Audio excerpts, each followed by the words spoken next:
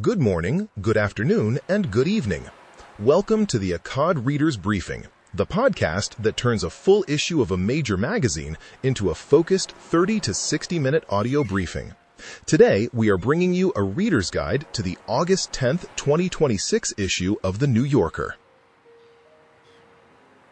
The cover is titled Outside Art.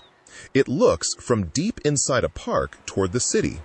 3 deer stand beside grass and water, while a pale building is reflected in the green surface. Nature and the city appear close enough to observe one another, yet remain separated by a distance that cannot easily be crossed. That image establishes the tone of this issue. How do we understand people, institutions, and experiences that are visible to one another, but do not fully belong to the same world? From innovation competition and the kidnapping economy to pandemic accountability, political law, and cultural life, this issue revolves around 5 major questions. First, as China accelerates in artificial intelligence, biotechnology, electric vehicles, robotics, and industrial capacity, is the United States losing the innovation race? The contest does not depend only on isolated breakthroughs in laboratories. It also depends on whether a country can connect research, manufacturing, capital, talent, and markets into a durable innovation system. Second, when kidnapping for ransom becomes one of Nigeria's most lucrative industries, can families, schools, and government still bring people home safely? Kidnapping is no longer simply a collection of isolated crimes. It affects whether children attend school, how families use their savings, how local economies function, and whether citizens trust the state. Third, when Fauci invokes the Fifth Amendment and remains silent at a hearing on the origins of the pandemic, how will the public reinterpret past decisions, information, and responsibility? What happens when a legal right to remain silent collides with the public demand for explanation, transparency, and accountability?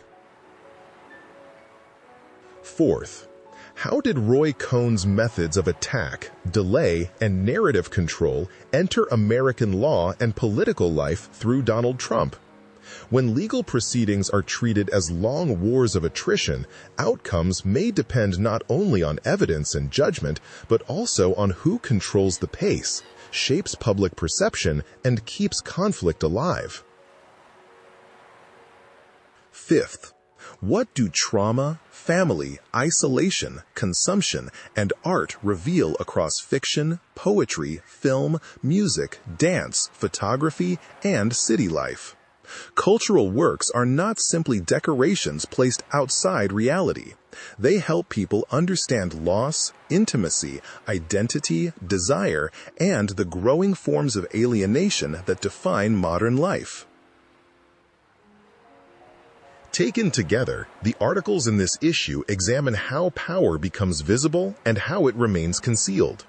Innovation may appear in laboratories, but it also depends on factories, supply chains, education, and industrial organization.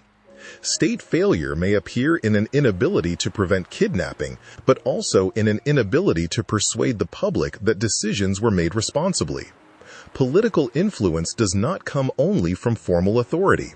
It can also come from controlling the narrative, delaying procedures, and redirecting public attention. Art, meanwhile, brings back experiences that institutions, news cycles, and daily routines often push out of sight. The city and the natural world on the cover appear close, but they remain difficult to cross between. Many of the conflicts in this issue follow the same pattern. Technological progress and social trust. Legal rights and public responsibility. National security and ordinary life. Personal trauma and public culture. Next, we turn to the individual article briefings in this issue. Section 1. Global Systems, Security, and Public Health. This section contains 3 reports. The first follows the competition between China and the United States across artificial intelligence, biotechnology, manufacturing, trade, population, and governance. The second enters Nigeria's kidnapping economy. The third returns to the pandemic hearings and the disputes over origins, school closures, and public responsibility. 1.1. The Future Made in China. The article places technology, industry, population, and governance inside the same chain of competition between China and the United States. China produces at least 70% of the world's drones, electric vehicles, lithium-ion batteries, and solar panels. It has deployed more industrial robots than the rest of the world combined, surpassed the United States in registered clinical trials, and built a shipbuilding capacity roughly 200 times as large. Decades of state investment, industrial policy, and diplomatic planning have begun to take effect. China has remained the world's largest trading nation, redirected exports away from the American market, and recorded a trade surplus of $1.2 trillion. At the same time, the property market began collapsing in 2021. New home sales were cut in half, some 90 million homes stood empty, and youth unemployment, falling births, and public pessimism existed beside the technology boom. Chinese technology is strongest at moving from 2 to 100, pushing limited capital and computing power into factories, offices, and services, while artificial intelligence also enters surveillance, performance reviews, and delivery algorithms. The article finally suggests that this looks less like a clash between two systems than a contest among small oligarchic circles. The more centralized a system becomes, the farther its errors can travel.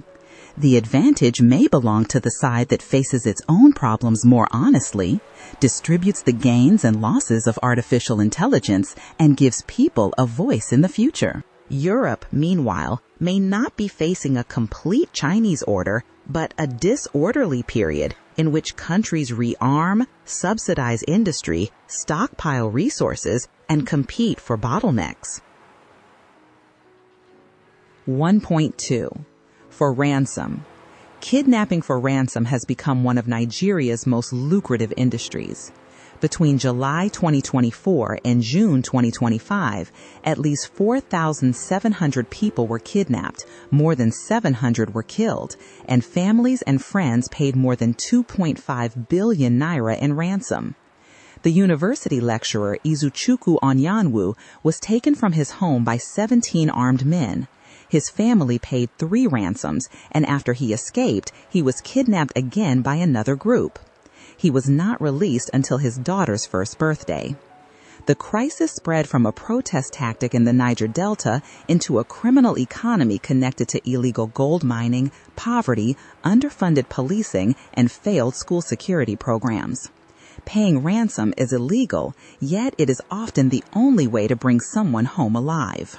The article also shows that many gangs are driven primarily by money rather than a single religious ideology, and that Muslims have suffered from both kidnappings and airstrikes.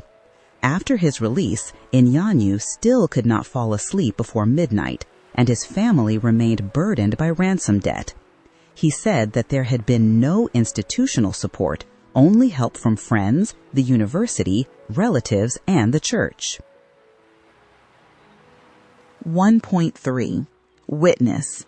Anthony Fauci repeatedly invoked the Fifth Amendment during a Senate hearing and declined to answer dozens of questions over 3 hours.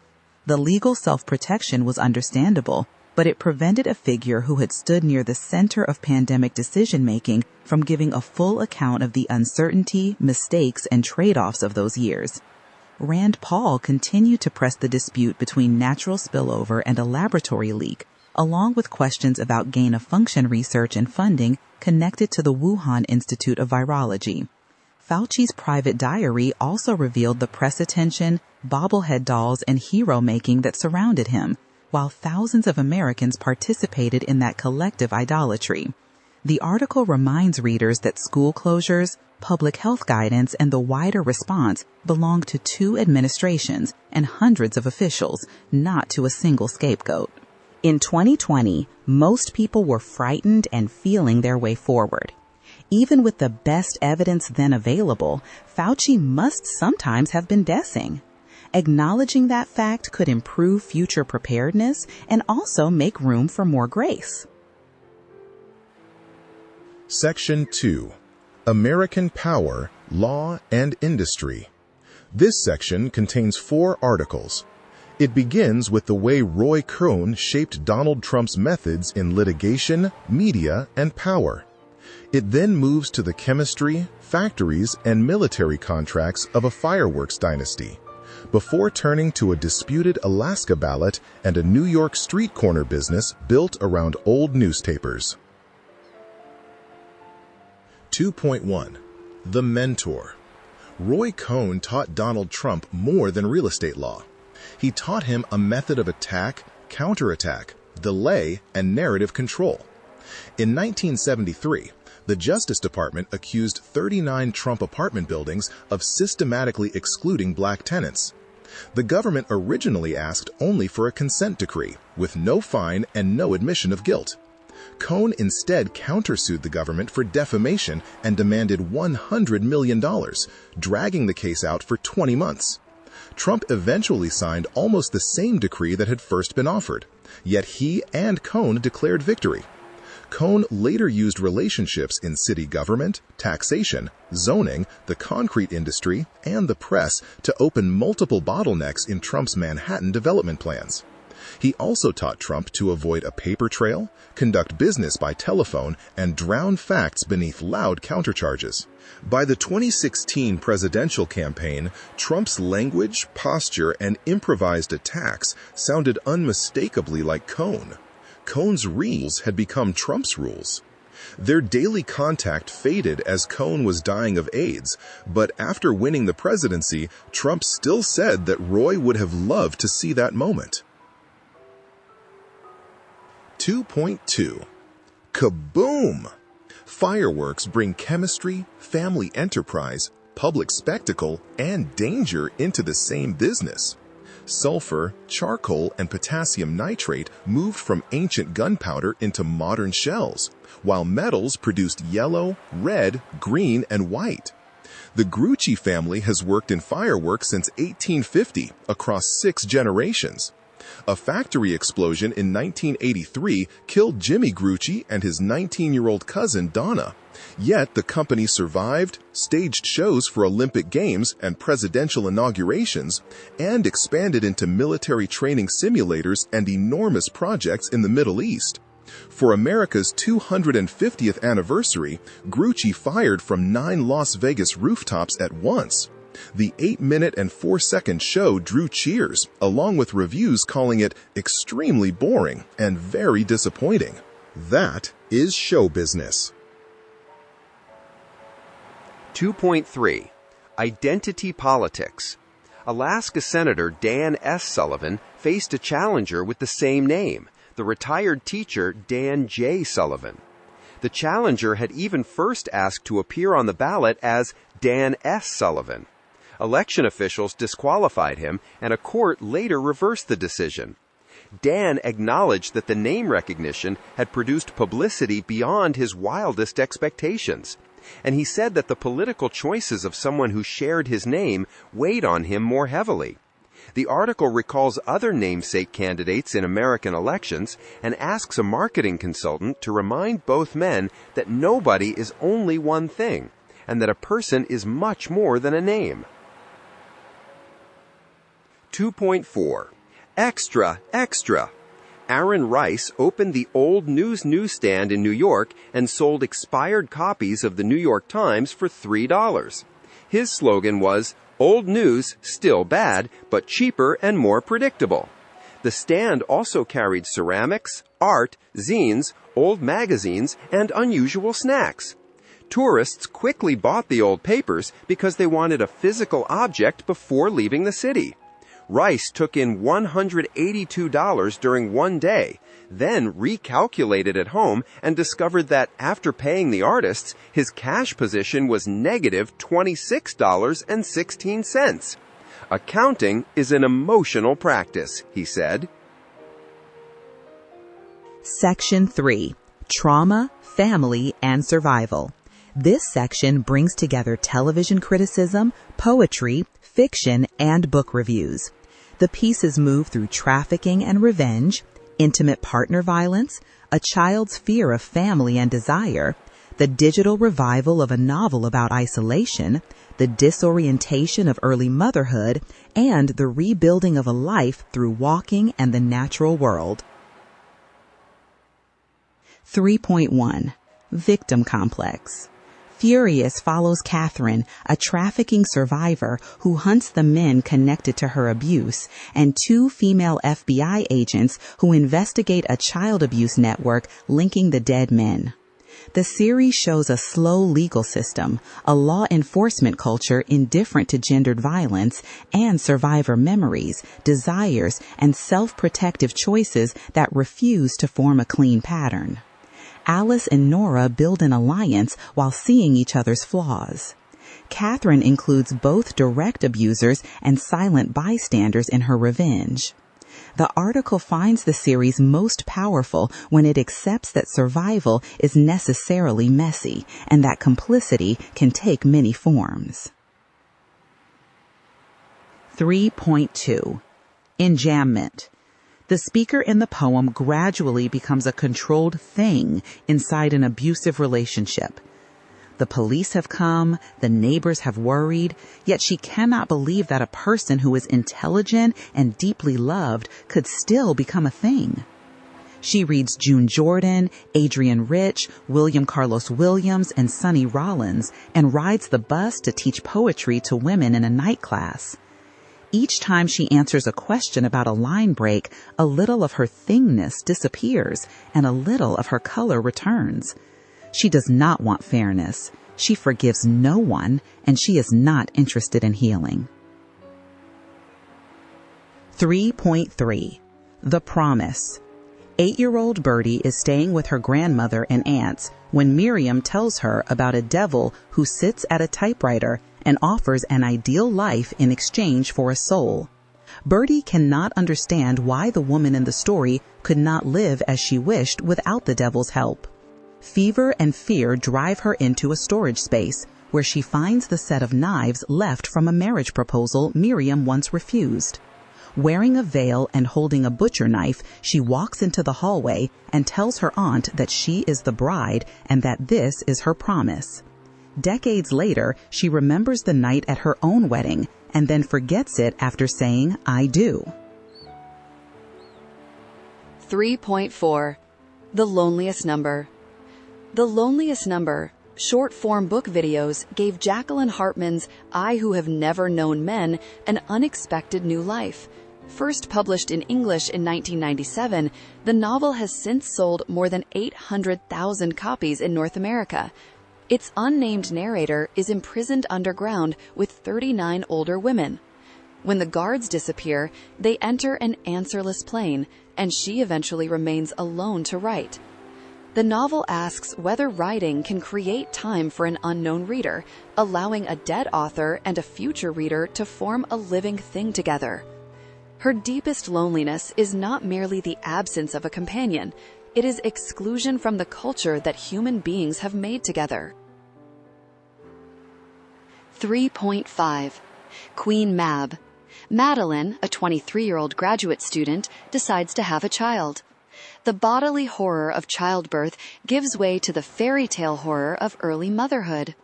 She cannot tell whether the baby has been exchanged, whether she is still herself, or whether her husband can be trusted. Folk tales and Victorian poetry enter the waking hours fractured by lost sleep. The novel follows a mind coming apart, while the other women in Madeline's academic world treat motherhood as a peculiar personal hobby. 3.6. Scavenging Beauty.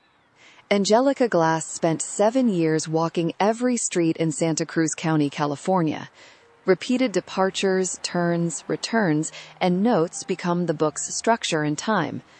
Her childhood among 8 children, shaped by economic hardship and family abuse, is woven together with changing coastlines, redwoods, and networks of mycelium.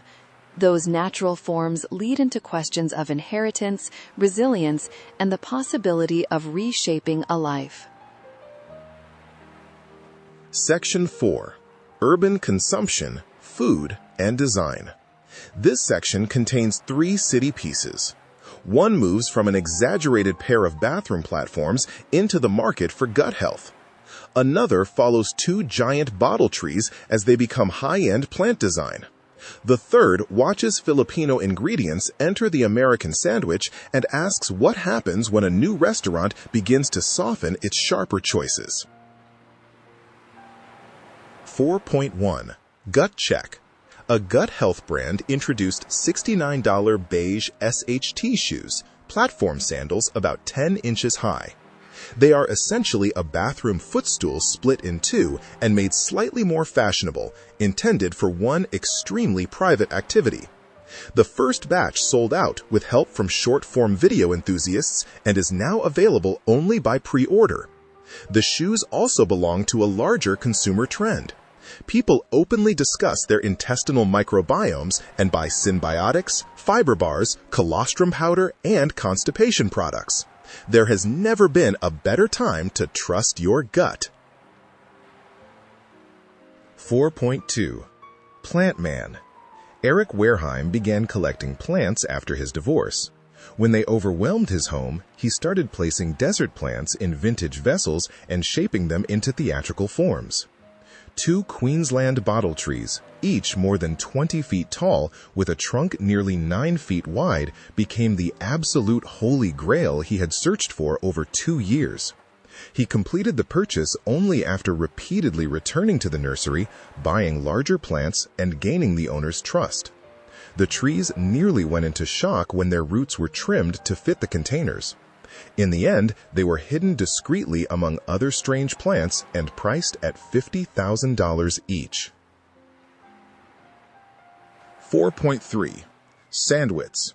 The Philippines does not have a strong inherited sandwich culture, so the chef Eric Valdez has no established form to honor or betray. Sandwich keeps recognizable American sandwich silhouettes and rewrites their interiors with lechon, caldereta, Eden cheese, house-made luncheon meat, and Filipino banana ketchup. The sandwiches are messy, oozing, saucy, and insistent. What they lack in structural integrity, they make up in brain-exploding flavor. The restaurant later removed some of its more adventurous choices, but the critic still likes it as it is. Section 5. Literature, Ideas, and Cultural Memory. This section includes a political novel set in an alternate Dublin, a literary history of silence, a biography of a singer and civil rights activist, a collection of private failures compressed into satirical headlines, and a short poem that leaves a late summer garden filled with chewing and humming. 5.1. Dooneen. The novel is set in an alternate Dublin where cars are banned and people enter the country by teleportation. The Irish writer Bartholomew Porter returns from London for a literary festival and arrives on the eve of a populist uprising. The new transport rules have not made the city more equal. The wealthy still control space, housing, and cultural institutions, while the poor remain at the margins. After Porter becomes involved with conspirators preparing a revolt, reality and hallucination begin to blur. The novel finally asks what responsibility a bystander must bear for the injustice surrounding him. 5.2. The Quiet Life. Kate McLaughlin's Silence, A Literary History follows the changing meanings of silence through literature, religion, war, politics, and trauma. Silence can be the sacred stillness that quiets a riotous mind, and it can also be the gag imposed by power. The book introduces an enormous gathering of writers and works, placing Tennyson, Ed Sheeran, Jane Austen, Jack Benny, and Kant inside the same intellectual party. The result is a book made noisy by silence. By the end, the reader may only wish that all the creators teaching the necessary art of silence would be quiet. 5.3. Daylight Come.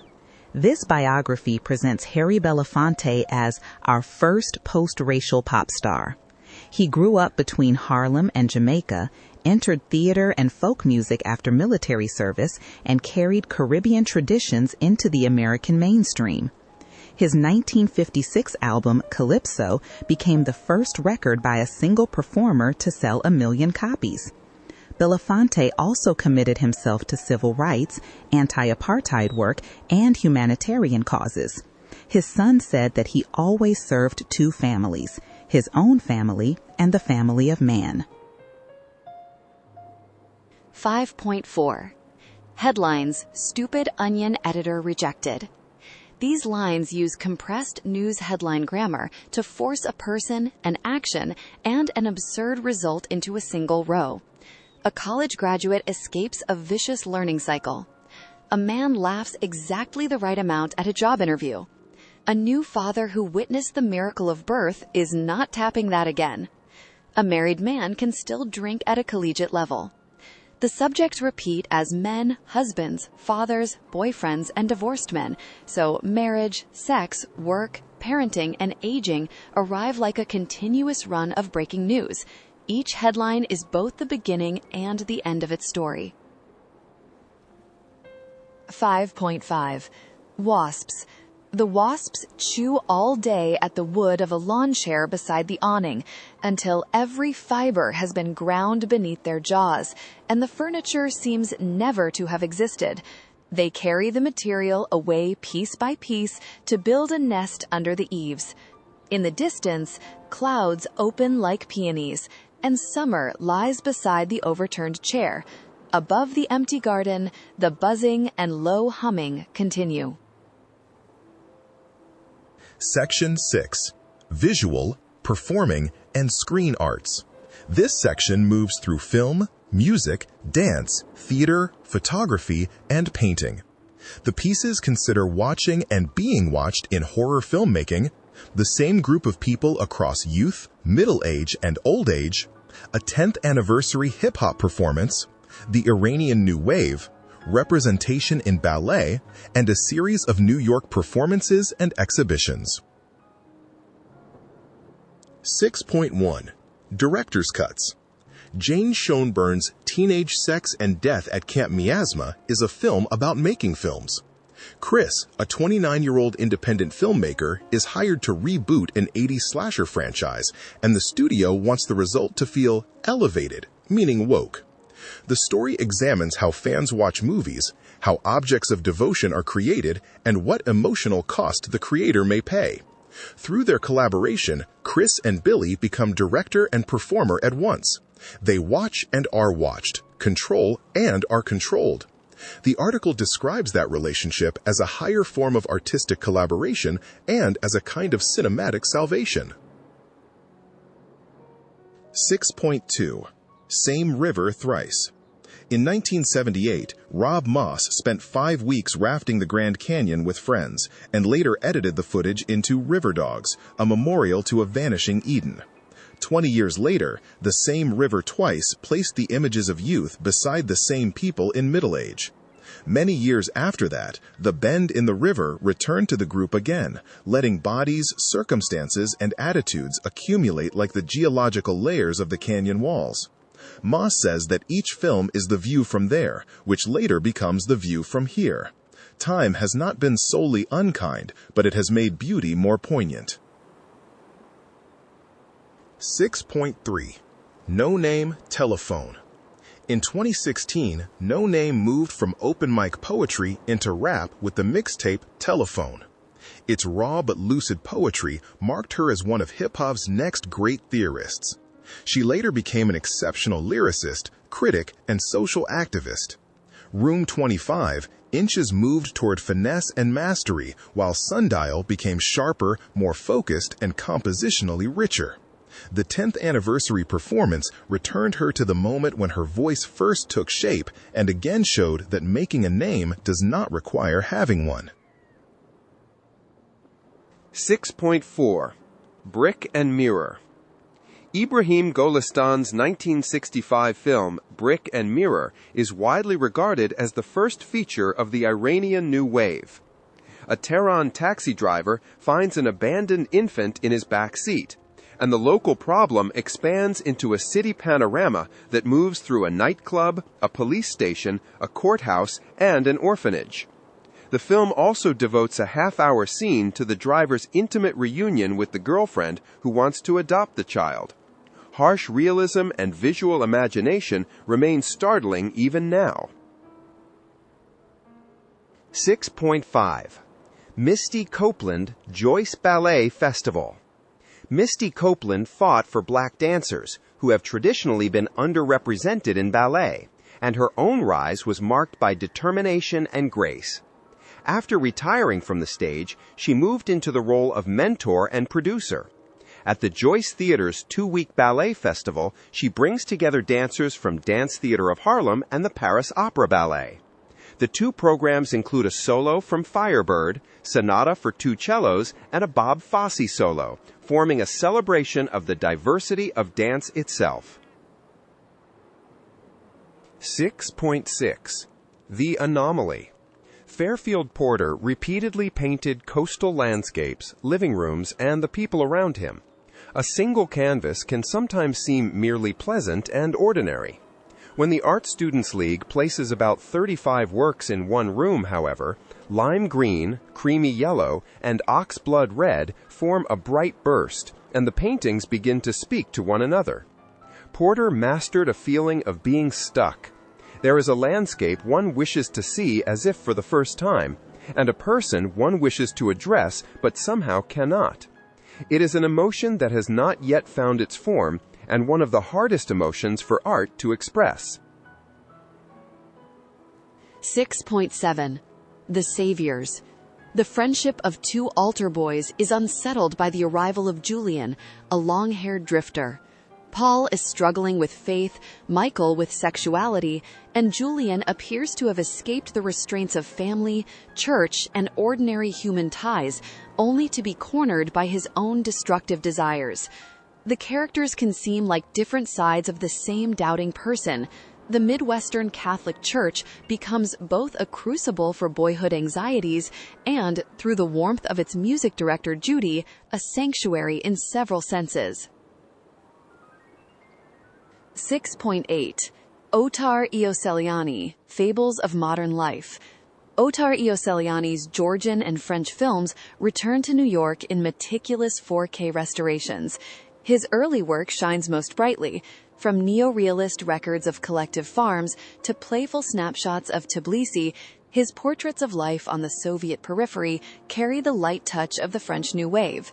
In There Once Was a Singing Blackbird, a charismatic young timpanist uses a 90-minute gap in a performance to leave the orchestra, pursue fashionable women around Tbilisi, and return just in time for the finale, creating havoc along the way. 6.9 Mexican Abstraction. Most of the exhibition consists of still lifes, landscapes, and studies of nature, but the photographs are never merely representational. Tina Modetti's telegraph poles, Manuel Alvarez Bravo's optician sign, and masked workers display the breadth and depth of Mexican modernism. The most memorable images move into the uncanny. Graciela Iturbide finds a sky so dark with birds that their calls can almost be heard. Bravo closes in on a skeletal hand that is nightmarish yet strangely exquisite. 6.10 An American Daughter. Wendy Wasserstein's An American Daughter has been revived nearly 30 years after its Broadway debut. A blue-blooded public health expert is nominated for Surgeon General, but her husband casually admits on television that she has never answered a jury summons, triggering a national judgment on her fitness for public life. The play was partly inspired by 2 failed Attorney General nominations in 1993. Long before social media accelerated public pile-ons, Wasserstein had already seen how quickly an accomplished woman's resume could be rewritten as an indictment of her character. All right, we are now ready to enter today's main program. Before we do, please like, save, and share this episode so that other people who need it can also see today's content and become better versions of themselves. Thank you. You can now use the timeline in the video description or the pinned comment to find the articles that interest you and listen to them in depth.